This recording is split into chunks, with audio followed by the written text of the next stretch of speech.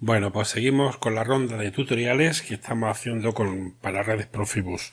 En esta ocasión vamos a hacer la configuración de la red utilizando los equipos de la serie S7 1200. Ya en anteriores tutoriales, como ya visteis, hicimos la configuración utilizando la serie S7 300, tanto en STES 7 como en TIA Portal. Hoy nos vamos a centrar en la serie S7 1200, que como veis dispone de la posibilidad de trabajar tanto en Profibus como en Profinet.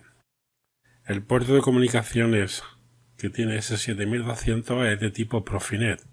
Eso significa que podríamos haber hecho también la configuración de la comunicación utilizando la red Profinet. Pero los dispositivos que utilizamos en las estaciones para el control de las cintas no disponen de ese puerto. Por esto que nos vamos a centrar nuevamente en la red Profibus. Bueno, os recuerdo también que las estaciones de que disponemos nosotros son 4, que veis aquí perfectamente en pantalla, aunque ya se supone que conocéis el funcionamiento. Yo aquí os he preparado un vídeo que nos va a mostrar con más detalle cuál es el funcionamiento de cada una de ellas. Vamos a iniciarlo. Bueno, ahí tenéis la primera de las estaciones, la que alimenta a la base con piezas que se desplazan por la cinta hasta la estación de rodamiento. Ahí se produce la medición del grosor del rodamiento y si es correcto, pues se inserta en la pieza.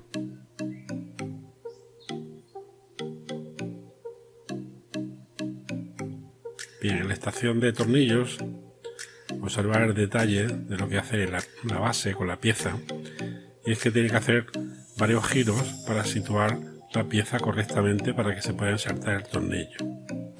Para eso dispone de un cilindro que levanta la pieza y un tope con los 3 sensores que discriminan la base, como veis ahí.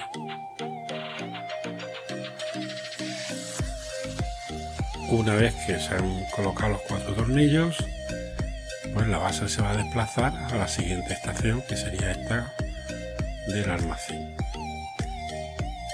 Esta estación dispone de un brazo que se mueve mediante 2 servomotores controlados por un autómata on-road y permite situar la pieza en la ubicación que a nosotros nos interese.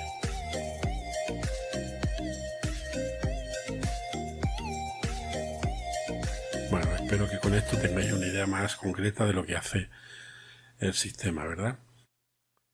Bueno, este sería el sistema de cintas. Ya sabéis que utiliza cada una de las cintas, utiliza un módulo de entrada y salida digitales de la marca Telemecánica, que vamos a ver con más detalle. Bueno, observa que cada dispositivo dispone de 8 puertos, 8 canales, cuyas entradas y salidas son configurables. Esto lo vamos a ver con más detenimiento en esta otra transparencia, donde veis que, por ejemplo, en el detalle del conector de cada uno de los canales, veis que tiene 5 pines. El pin 1 y el pin 3 son para alimentación, bien de sensores o bien de actuadores. Y los pines 2 y los pines 4, tal como veis aquí, se pueden configurar bien como entrada o bien como salida. Este detalle habrá que tenerlo en cuenta a la hora de configurar el módulo en TIA Portal. También dispone de 2 conmutadores que nos permiten definir qué dirección Profibus va a tener cada uno de los módulos, así como sus correspondientes conectores para la alimentación y para la red. Este sería un detalle de las conexiones de la estación del almacén. Observar aquí que los 3 sensores de las bases están conectados en el pin número 2, lo que significa que en la configuración del módulo en TIA Portal habrá que indicarle que el pin 2 actúe como entradas. Lo mismo ocurre para el final de carrera. Este final de carrera es el que le dice a la estación cuando ha llegado la base y la pieza a la misma, ¿no? De tal manera que una vez que se activa este final de carrera, se inicia el proceso de cada una de las estaciones. Bueno, pues estos 4 dispositivos están conectados en el pin número 2. Sin embargo, como veis, los actuadores, como es el caso de este relé y de el motor, están conectados en el pin número 4. Por tanto, también habrá que configurar el pin número 4 en el módulo para que actúe como salida. Y por supuesto también hay que tener en cuenta la dirección de cada uno de los módulos. Las estaciones ya vienen configuradas con su propia dirección Profibus. Bueno, me refiero a los módulos. Las podemos cambiar, pero para esto hay que quitar esta pieza y en fin, no es necesario.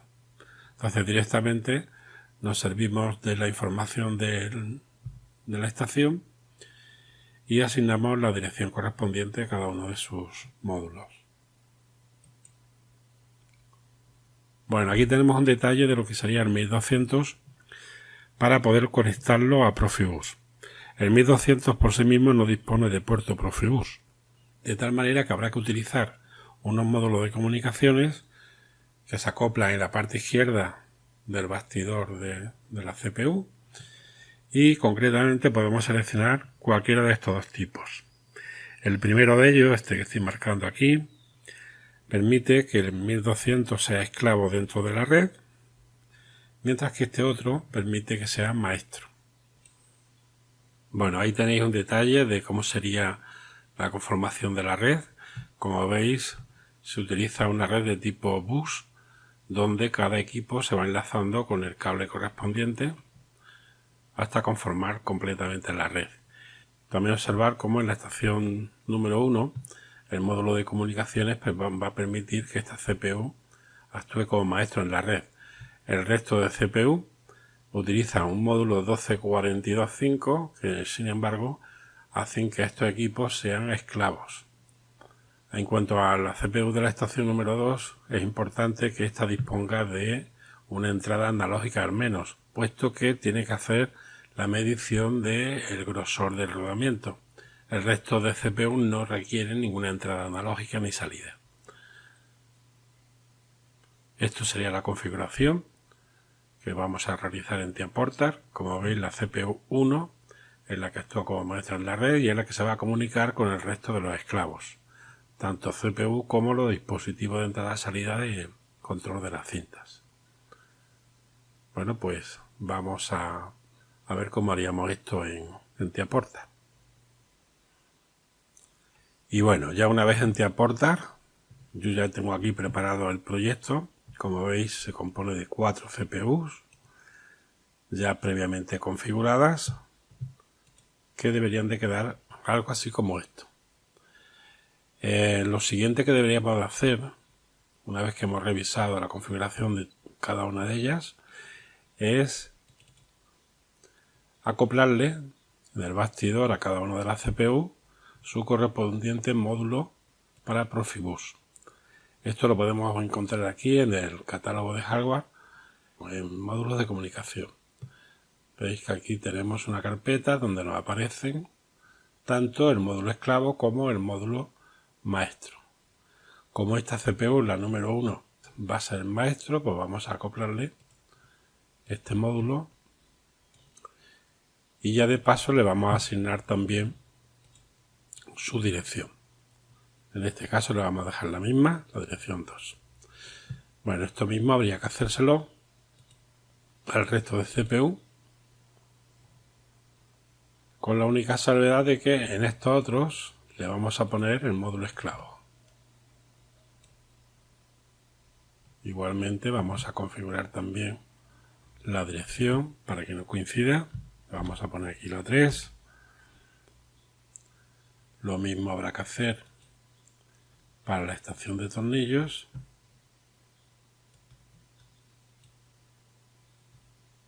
En este caso le vamos a poner la dirección número 4.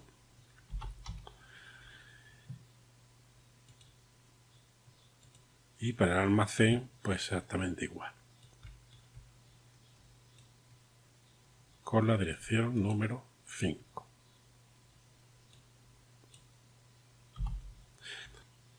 Bien, una vez hecho esto, ya vemos cómo va quedando nuestro proyecto.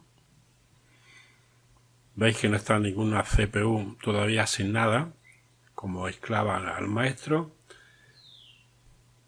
Y lo siguiente que vamos a hacer es introducir los esclavos de las cintas. Os recuerdo que los esclavos de las cintas son de la marca telemecánica de Schneider y que en principio te aportan no los tiene en la librería. En tal caso, igual que hicimos en anteriores tutoriales, tendríamos que acudir aquí, administrar archivos de descripción de dispositivo, y una vez preparados en una carpeta, pues instalarlos. Veis que aquí se actualiza la librería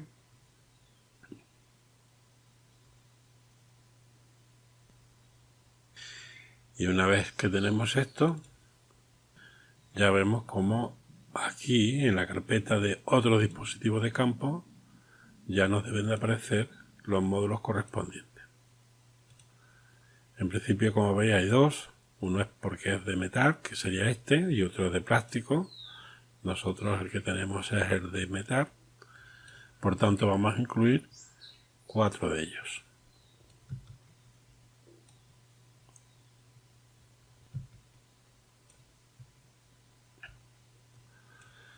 Veis que tampoco están asignados y tampoco están configurados. Bueno, es importante, como veis, que en ningún equipo tenga la misma dirección Profibus. Por tanto, a este equipo, a este módulo, le vamos a cambiar la dirección. Bueno, aquí cuidado porque aquí habrá que tener en cuenta la dirección que ya físicamente tienen dispuestos los módulos. Sería cuestión de consultar el manual de las estaciones, ¿no? Vamos a ponerle a este, por ejemplo, la 20.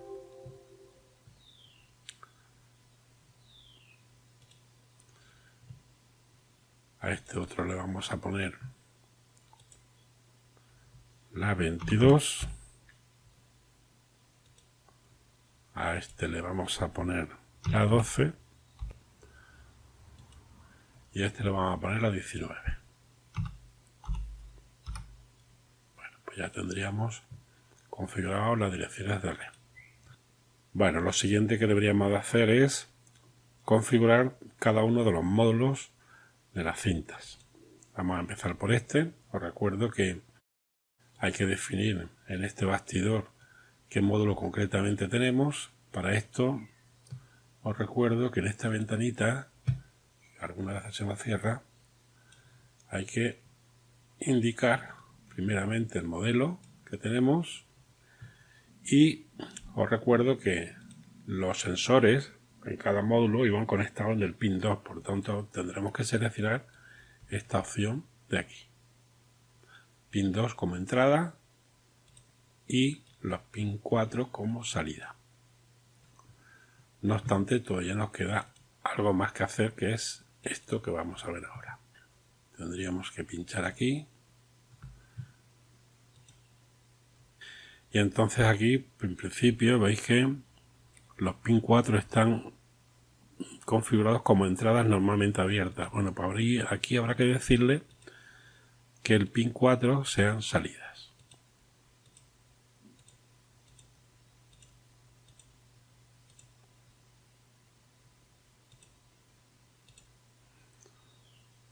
Vamos a ampliar un poquito más esto.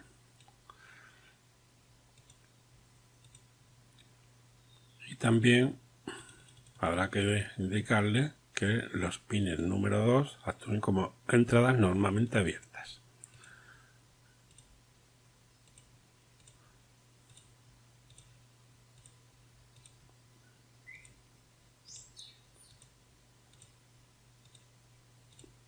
Bien, una vez que ya tenemos esto configurado, pues esto mismo habrá que hacérselo a cada uno de los módulos de las cintas. Bueno, y una vez que ya tengamos configurados los 4 módulos de las cintas, ya lo único que restaría sería asignar los esclavos al maestro.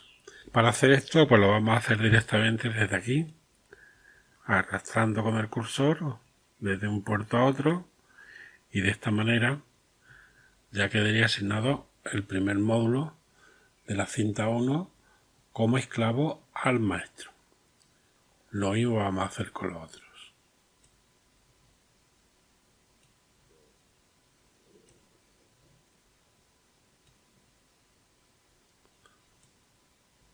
Bueno, y para la CPU esclava, pues hacemos exactamente lo mismo. Ve que conforme se van uniendo, los módulos quedan asignados. Bien, y ya tendríamos nuestra red configurada. Bueno, y una vez ya terminada la configuración de la red, vamos a proceder a compilar todo el sistema por si hubiese algún error. De hecho, aquí ya nos está indicando algunos de ellos. Los errores se refieren a que no existen áreas de transferencia definidas para el intercambio de datos entre los esclavos, concretamente entre la CPU y el maestro. Esto es lo siguiente que tendremos que hacer. Para esto recuerdo que siempre hay que hacerlo en los esclavos. De tal manera que picamos, por ejemplo, en esta estación de alojamiento, nos vamos al módulo de comunicaciones, a su puerto, y vemos que efectivamente las áreas de transferencia no están definidas. ¿Vale? Las áreas de transferencia son en realidad áreas de memoria que se van a utilizar para el intercambio de datos entre el maestro y los esclavos. Entonces, bueno, vamos a definir aquí una primera área. Para esto picamos aquí 2 veces. Veis que ya se nos ofrece una área de intercambio. Nosotros esto lo vamos a cambiar porque ahora después veremos en un gráfico cómo funciona esto. Vamos a poner para el maestro la dirección Q o el área Q100 y para este vamos a ponerla 50. Bueno, vamos a definir otra área, pero en sentido contrario.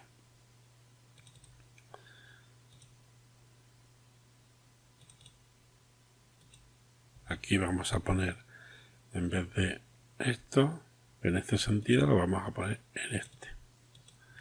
Entonces vamos a también definir un área 100 para este y un área 50 para este.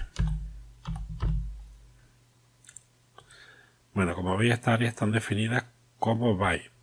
Es decir, que las áreas de transferencia van a tener el tamaño de un byte. Esto ya sabemos que lo podemos cambiar y aquí podemos poner, por ejemplo, 4 bytes. Eso significa que estaríamos reservando un área más grande para la transferencia de datos.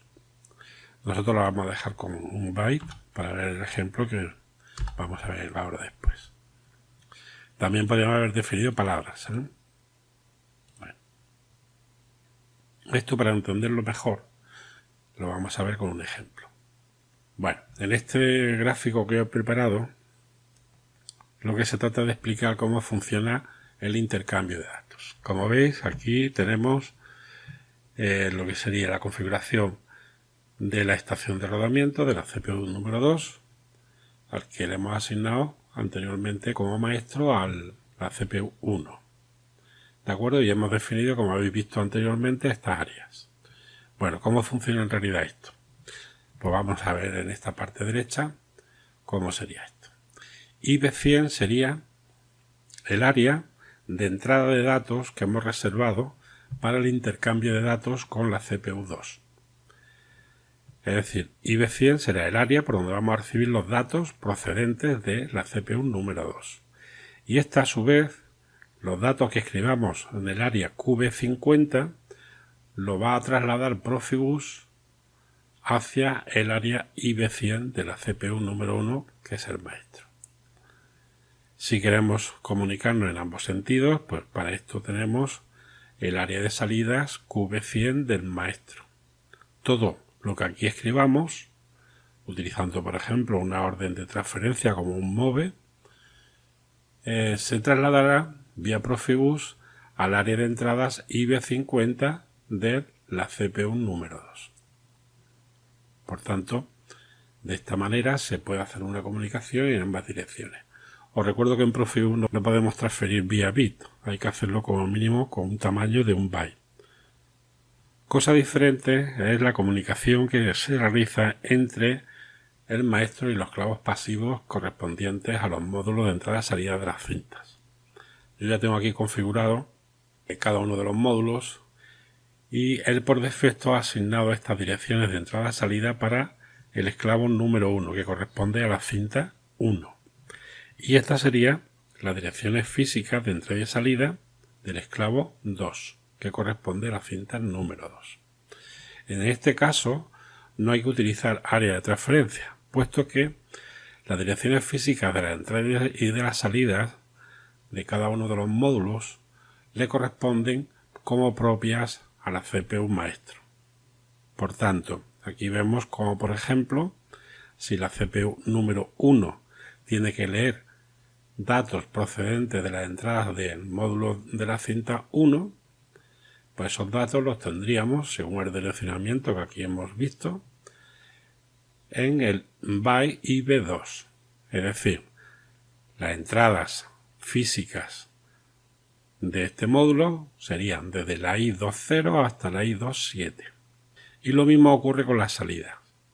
Las salidas digitales, puesto que tienen asignada la dirección 2 en la configuración, pues le corresponde el byte QB2. Por tanto, todas las salidas tendrían como direccionamiento desde el canal 1 hasta el 8, desde la Q20 hasta la Q27. Y estas serían las entradas y salidas para la cinta 1. Para la cinta 2, puesto que las direcciones configuradas son diferentes, en este caso se le ha asignado como dirección base la número 3, tanto para entradas como para salidas, pues el direccionamiento cambia. Entonces aquí tendríamos para la entrada las direcciones I30 hasta la I37 y como salidas la Q30 hasta la Q37. De esta manera el maestro puede leer cualquiera de las entradas del módulo de la cinta 2 y puede también escribir en ellas directamente desde su programa de usuario a través de estas direcciones. Bueno, yo creo que con este gráfico se entiende bien cómo funciona el sistema de comunicación entre diferentes equipos. Bueno, ya simplemente una vez en TIA-Portal sería cuestión de definir claramente qué área de intercambio queremos entre cada uno de las CPU y el maestro. Respecto a los módulos de las cintas, ese direccionamiento ya lo tenemos asignado, ¿verdad? Se ha asignado por defecto, aunque esto se puede cambiar, lógicamente. Si pinchamos aquí podemos asignar otras direcciones, en caso de que sea necesario. Bueno, y una vez visto esto, pues ya lo único que queda sería volver a compilar nuevamente. Si hay algún error, bueno, sí, claro, nos sigue dando error puesto que no hemos definido todavía la área de intercambio de la estación número 3 y de la estación número 4. Pero bueno, esto ya es lo de menos. La cuestión ahora que sería irnos al programa de usuario de cada uno de las CPU y hacer el programa correspondiente. Pero esta parte no corresponde a este tutorial. En este tutorial lo que se pretendió es que veáis cómo se hace la configuración de toda la red. Bueno, y con esto ya finalizamos este tutorial. Espero que haya sido de utilidad y os espero en uno próximo.